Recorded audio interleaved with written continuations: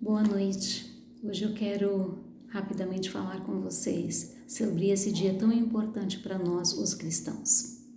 Hoje todos os cristãos relembram, traz à memória a crucificação de Cristo.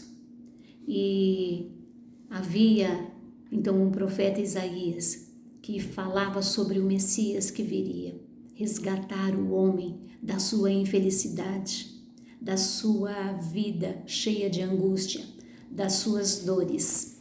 E é um povo, o povo de Israel, que foi se perdendo com o decorrer do tempo. Desde quando então eles saem do Egito, eles começam, no meio do caminho, começam a reclamar, não estão satisfeitos, inclusive desejam voltar, porque eles achavam que lá eles poderiam ser melhor tratados, estavam comendo, mesmo quando Deus está providenciando muitas coisas. E aí então nesse momento o Senhor não gosta da forma como eles estão fazendo e eles caminham durante 40 anos. Eles não adentram na cidade prometida.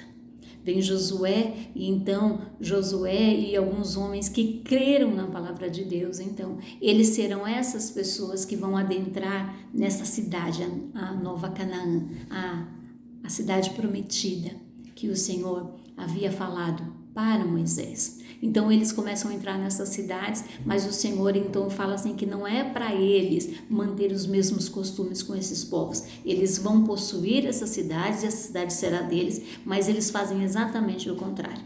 Eles permitem esses povos, eles permitem o costume desses povos e eles vão se envolvendo. E enquanto eles vão se envolvendo, eles também entram em idolatria. E eles vão passando isso durante muito tempo.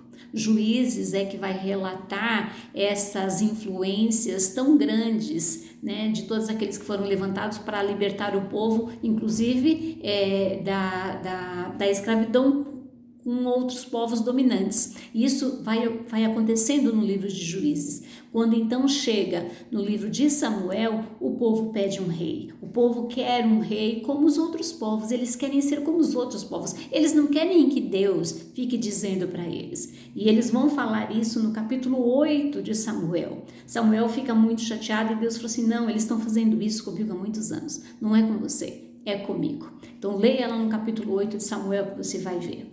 Passar isso, então nós temos aí o Saul, rei Saul, Davi, Salomão e todos os outros reis. E você vai ver a história relatando nos livros de reis todos os reis que vieram, alguns que amavam o Senhor, que gostariam, que queriam fazer a vontade de Deus e o povo estava andando direito, mas outros não faziam e o povo então desandava totalmente. E esse povo, ele vai passando por muitas situações, muitos povos vão dominando eles passam por escravidão por vários momentos ali na jornada do povo de Israel e o povo está muito sofrido. Quando chega em Isaías, então Isaías começa a falar que esse povo que andava em trevas, esse povo que estava sofrendo, viu uma grande luz. Então ele começa a falar dessa profecia daquele que virá. E aquele que virá é o Senhor Jesus Cristo.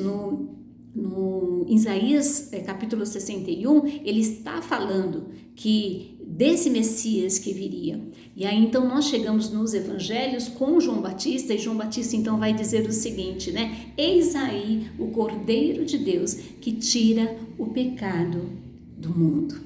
E quando o Senhor Jesus Cristo vem, ele não satisfaz também, porque o povo quer um libertador, esse Messias, ele quer um governante, ele está muito mais preocupado com a sua vida social, com a sua vida econômica, com as relações, ele não está muito preocupado com a relação com Deus. Mas a proposta de Jesus Cristo, ela é radical e ela inclusive incomoda a religião da época e portanto chega um momento, mesmo que ele tenha feito todos os milagres, liberto pessoas, curado, expulsado demônios, inclusive ressuscitado pessoas, a liderança não suporta ele, porque ele traz liberdade.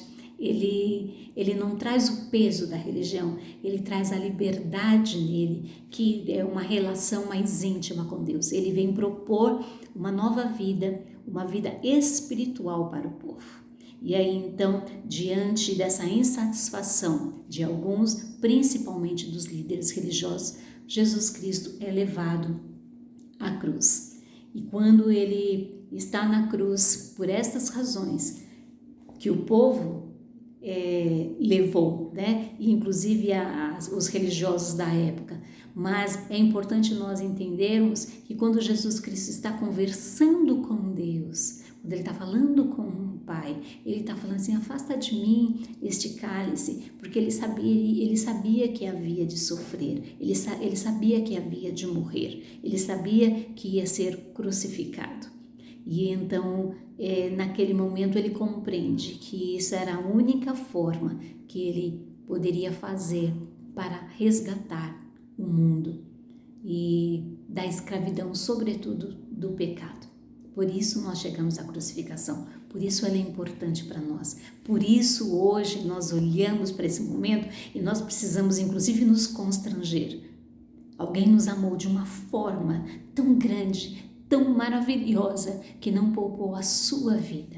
E então, em João capítulo 19, o Senhor Jesus Cristo, estando na cruz, ele diz o seguinte no verso 30. Tendo tomado, Jesus disse: está consumado. Com isso, curvou a cabeça e entregou o Espírito. Portanto, se você crer que Jesus Cristo é o Cordeiro de Deus, se você crer que Ele é o Messias, esse dia realmente não pode mais ser visto da forma como era. Porque se você não crer, ele é um dia comum, ele é um feriado, ele é as vésperas de um ovo de Páscoa, um ovo de chocolate, ele é o coelho, ele é um dia de folga, é só isso. Mas se você crer que o Senhor Jesus Cristo morreu numa cruz para te salvar e saber que Ele te ama de uma forma a ponto de entregar a sua vida, então você tem salvação em Cristo. Você tem a salvação desta forma de vida que estamos vivendo. Nós temos agora a liberdade, nós voltamos a ter uma relação com o Pai. A morte de Cristo veio fazer por nós aquilo que nós não podíamos fazer. Voltar a uma relação com o Pai, sendo que nós não tínhamos dignidade diante dele. Então o sangue puro de Jesus Cristo, o sangue santo, o corpo do nosso Senhor Jesus Cristo crucificado numa cruz significa para nós vida, e vida em abundância. Significa também nunca mais se apresentar diante de Deus culpado, nunca mais sentir a dor e o sofrimento do peso de nós não sermos capazes de nos apresentar diante de Deus. Então hoje nós lembramos que o Senhor Jesus Cristo veio nos libertar e Ele quis fazer isso. E Ele quis fazer isso por amor a você, por amor a mim, por amor a todos nós. Israel, esperava erroneamente por um líder, por um rei, mas Deus queria mais para mim e para você. Deus queria a nossa salvação, Deus queria ter comunhão comigo, com você. E isso foi através do nosso Senhor Jesus Cristo. Então a Ele toda a honra, toda a glória, todo o louvor e toda a nossa gratidão. Que Deus te abençoe.